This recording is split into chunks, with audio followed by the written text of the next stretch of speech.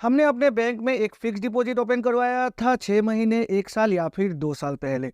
और अभी same tenure पर जो इंटरेस्ट रेट है बैंक की, उस पर काफ़ी ज़्यादा इजाफा हो चुका है, यानी कि सेम टेन्योर पर बैंक अभी ज़्यादा इंटरेस्ट रेट दे रही है। अब हमारे मन में एक कन्फ्यूजन आ चुकी है, क्या हम अपनी पुरानी एफडी जहां पर हमें कम इंटरेस्ट रेट मिल जा रही है उस फिक्स डिपॉजिट को तुड़वा दे और एक नई फिक्स डिपॉजिट जहां पर ज़्यादा इंटरेस्ट रेट अभी बैंक हमें दे रही है सेम टेन्योर के लिए एक नई फिक्स डिपॉजिट खुलवा ले, या फिर हमारी जो पुरानी फिक्स डिपॉजिट है उसी फिक्स डिपॉजिट को हम कंटिन्यू रखें। अब इस डिसीजन को लेने से पहले कुछ फैक्टर हमें ध्यान में रखने पड़ते हैं। सबसे पहला फैक्टर है मैच्योरिटी कब है, यानी कि जो भी फिक्स डिपॉजिट हम तुड़वाने जा रहे हैं उसकी मैच्योरिटी कब है, अभी है, 5 साल बाद है, 10 साल बाद है, तो ये भी हमें ध्यान में रखना पड़ता है। दूसरी फैक्टर है जो जिस इंटरेस्ट रेट की हम बातें कर रहे हैं उस इंटरेस्ट रेट पे कितने परसेंटेज की बढ़ोतरी हुई है। जो पुरानी फिक्स डिपॉजिट जो अभी चल रही है उस फिक्स डिपॉजिट की जो टेन्योर है उस टेन्योर पर जो हमें इंटरेस्ट रेट मिल रही है और अभी जो करंट इंटरेस्ट रेट पे बढ़ोतरी होकर जो इंटरेस्ट रेट उसी टेन्योर पर मिल रही है उस इंटरेस्ट रेट पे कितनी बढ़ोतरी हो चुकी है। 0.20%, 0.50%, 1%, 1.5%, मतलब कितने परसेंटेज की बढ़ोतरी हुई है, ये भी हमें ध्यान में रखना पड़ता है। और जो तीसरा फैक्टर है वो है pre mature withdrawal penalty percentage. अगर हम अपनी फिक्स डिपॉजिट को समय से पहले ही तुड़वाते हैं तो बैंक हमसे प्री मैच्योर विथड्रॉल पेनल्टी के तौर पर कुछ चार्जेस चार्ज करेगी। 0.50% से लेकर 1.50% तक चार्ज करती है। तो ये जो प्री मैच्योर विथड्रॉल चार्जेस की जो परसेंटेज है ये भी हमें ध्यान में रखना पड़ता है। अब इन्हीं 3 फैक्टर को ध्यान में रखकर चलिए एक इलस्ट्रेशन के थ्रू जान लेते हैं एक फिक्स डिपॉजिट जिसको हमने 6 महीने पहले ही खुलवाया था, 5 सालों के लिए खुलवाया था। उस फिक्स डिपॉजिट पर अभी जो इंटरेस्ट रेट की बढ़ोतरी हो चुकी है तो उसके लिए उस फिक्स डिपॉजिट को अगर हम तुड़वाते हैं और एक नई फिक्स डिपॉजिट सेम टेन्योर के लिए खुलवाते हैं तो हमारी जो इंटरेस्ट रेट है उस पर या फिर जो इंटरेस्ट अमाउंट है उस पर कितनी चेंजेस आ जाएगी। अब मैंने एक फिक्स डिपॉजिट ओपन करवाई थी 1 लाख रुपए की, टेन्योर मैंने सिलेक्ट किया था 5 सालों की, इंटरेस्ट रेट 5 सालों की उस समय दिया जा रहा था 6%। अब मैं उस फिक्स डिपॉजिट को 6 महीने बाद ही क्लोज कर रहा हूँ, प्री मैच्योर क्लोज कर रहा हूँ, क्योंकि अभी इंटरेस्ट रेट पे काफ़ी ज़्यादा बढ़ावा हो चुका है। इंटरेस्ट रेट उस समय जो 6 महीने की दिया जा रहा था वो दिया जा रहा था 4.50%, तो पेनल्टी आ जाती है प्री मैच्योर विड्रॉल की 0.50%, इफेक्टिव रेट हो जाती है 4%। मेच्योरिटी अमाउंट की अगर हम बातें करें तो 4% की मेच्योरिटी अमाउंट आ जाती है 1,02,010 रुपीज़, यानी कि इंटरेस्ट रेट हमें 2,010 रुपये की मिली। तो 5 सालों से मैंने 6 महीने अभी निकाल लिए है।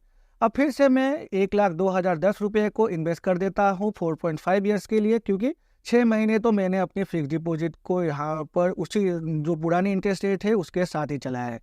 तो इंटरेस्ट रेट अभी बढ़कर 7% हो चुकी है इसी टेन्योर के लिए, मतलब 4 से 5 साल की बीच की टेन्योर के लिए।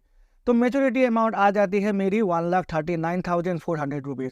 अब अगर इस फिक्स डिपॉजिट को मैंने क्लोज नहीं करवाया था और सेम 6% की इंटरेस्ट रेट के साथ 5 सालों के लिए उस फिक्स डिपॉजिट को मैंने कंटिन्यू रखा था, तो मेरी मेच्योरिटी अमाउंट हो जाती 1,34,686 रुपीज़। तो यहाँ पर अगर हम इंटरेस्ट रेट पे बढ़ोतरी की बातें करें तो मेरी प्रॉफिट हो चुकी है 4,714 रुपीज़। अब जैसे कि इस इलस्ट्रेशन पर आपने देखा, मैंने एक long term fix deposit open करवाया था, 5 साल की टेन्योर ली थी, फिक्स डिपॉजिट अमाउंट मैंने 1 लाख रुपए ली थी। अब इस लॉन्ग टर्म फिक्स डिपॉजिट को मैंने शॉर्ट टर्म चलाने के बाद ही क्लोज कर दिया, यानी कि 6 महीने बाद ही प्री मैच्योर क्लोज भी कर दिया।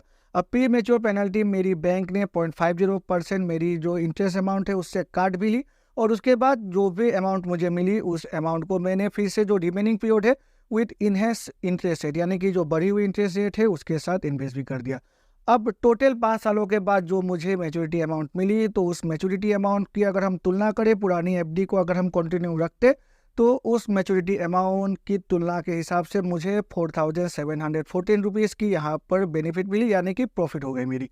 तो ये तभी हुआ जब मैंने एक लॉन्ग टर्म फिक्स डिपॉजिट को शॉर्ट टर्म चलाने के बाद ही तुड़वाया। अगर इसके ठीक उल्टा अगर मैं करता, एक लॉन्ग टर्म फिक्स डिपॉजिट को मैं लॉन्ग टर्म चलाने के बाद प्री मैच्योर विड्रॉ करता, तो उस सिनेरियो में अगर इंटरेस्ट रेट 1% बढ़ रही है तो उस केस में मेरी जो इंटरेस्ट अमाउंट है उस पर कुछ भी बढ़ोतरी नहीं होती, उल्टा मेरी जो इंटरेस्ट अमाउंट है उस पर मुझे लॉस सहना पड़ता। तो जब भी आप अपनी फिक्स डिपॉजिट को, जो पुरानी फिक्स डिपॉजिट है उसे क्लोज करवाने के बारे में सोचेंगे तो सबसे पहले तो ये देख लीजिए आपकी जो फिक्स डिपॉजिट है वो लॉन्ग टर्म है या फिर शॉर्ट टर्म है।